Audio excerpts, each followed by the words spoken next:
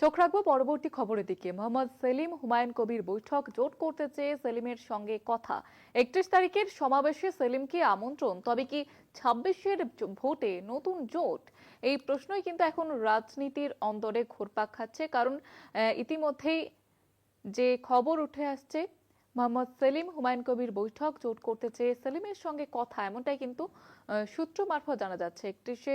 31 তারিখের সমাবেশে সেলিমকে আমন্ত্রণ জানানো হয়েছে, তবে কি 26-এর ভোটে নতুন জোট, নতুন সমীকরণ দেখতে পাবে বাংলা? কারণ আর কয়েক মাস পরে বিধানসভা নির্বাচন, এবং তার আগে এই যে বৈঠক, এবং এই বৈঠক ঘিরে নানা জল্পনা। ইতিমধ্যেই 31 তারিখের সমাবেশে সেলিমকে আমন্ত্রণ জানানো হয়েছে, এবং এই যে বৈঠক, সেই বৈঠক নিয়ে নানা জল্পনা উঠে আসছে। মোহাম্মদ সেলিম হুমায়ুন কবিরের যে বৈঠক জোট করতে চেয়ে সেলিমের সঙ্গে কথা, 31 তারিখের সমাবেশে সেলিমকে আমন্ত্রণ, তবে কি 26-এর ভোটে নতুন জোট?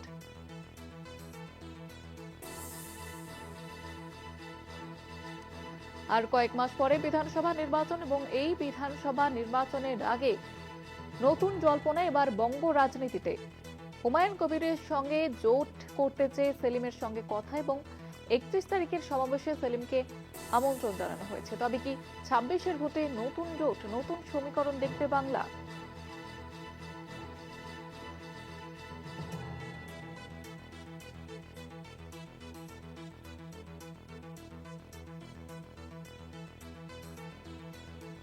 যেমনটা আপনাদের জানাচ্ছিলাম, সামনেই বিধানসভা নির্বাচন, এবং বিধানসভা নির্বাচনের আগে এই বৈঠক কিন্তু যথেষ্ট তাৎপর্যপূর্ণ, এবং এই বৈঠক ঘিরে নানা জল্পনা উঠে আসছে।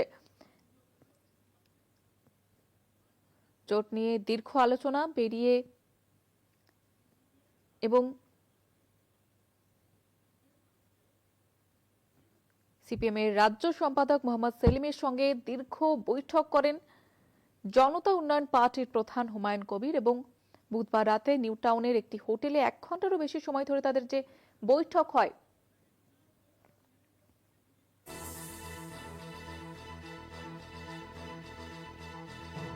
এবং এই নিয়ে তৃণমূলের পক্ষ থেকে কুণাল ঘোষ এবং বিজেপির দিলীপ ঘোষ তারা কি প্রতিক্রিয়া জানিয়েছেন আপনাদের শোনাবো।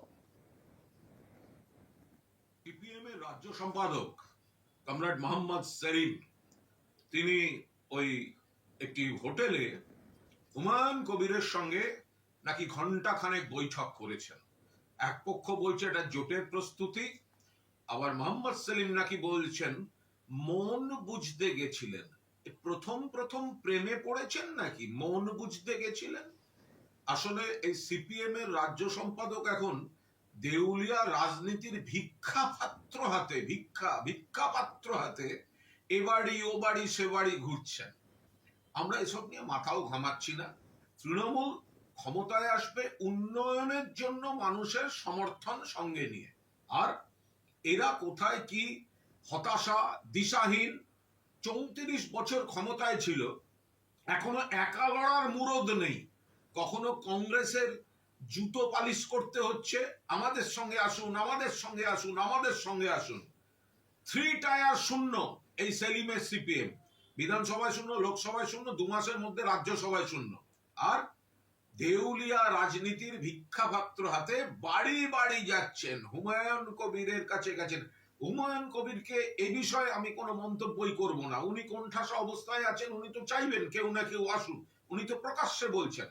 কিন্তু সিপিএম এর এই যে দ্বিচারিতার রাজনীতি, মুখে বামপন্থা, মুখে নাকি বামফ্রন্ট, মুখে নাকি সিপিএম ফিরছে।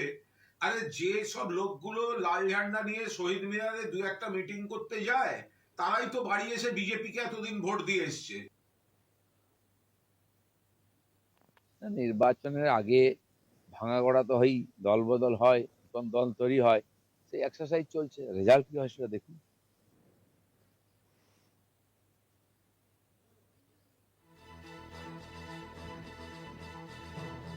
যেমনটা আপনাদের জানাচ্ছিলাম যে গতকালই যে বৈঠক হয়, দীর্ঘ বৈঠক, এবং সেই বৈঠক নিয়ে নানা জল্পনা উঠে আসছে বঙ্গ রাজনীতিতে।